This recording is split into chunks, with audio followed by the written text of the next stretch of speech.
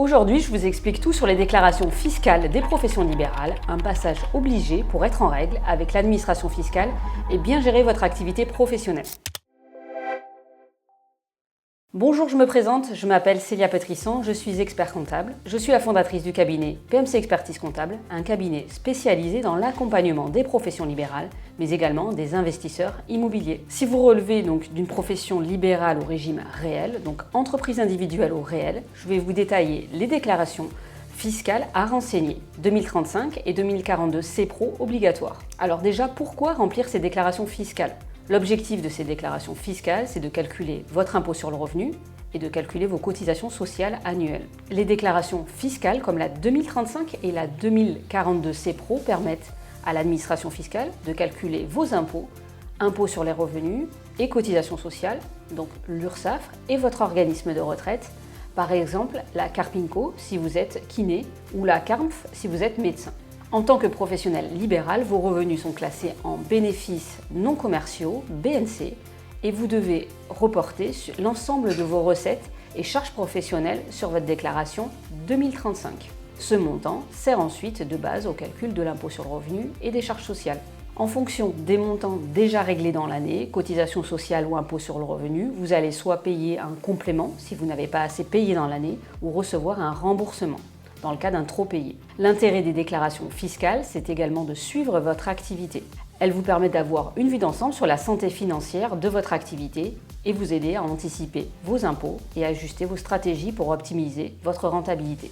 Donc la déclaration 2035 concerne les professionnels qui relèvent du régime réel.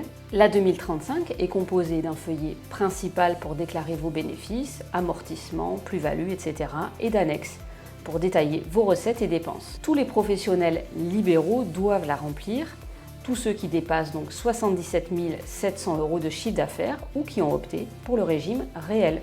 Donc cette déclaration concerne les professions comme les kinés, les ostéopathes, les médecins, etc.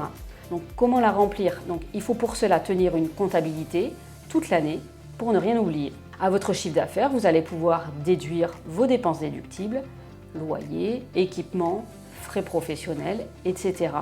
Toutes les dépenses liées à votre activité professionnelle sont déductibles. Au niveau de la date limite d'envoi, la 2035 doit être envoyée avant le 18 mai si vous utilisez un logiciel pour la télédéclaration. La 2042 CPRO est une déclaration annexe de la déclaration d'impôt sur le revenu pour les professionnels. Tous les travailleurs non salariés, qu'ils soient en micro ou au régime réel, doivent la remplir et déclarer leurs revenus professionnels.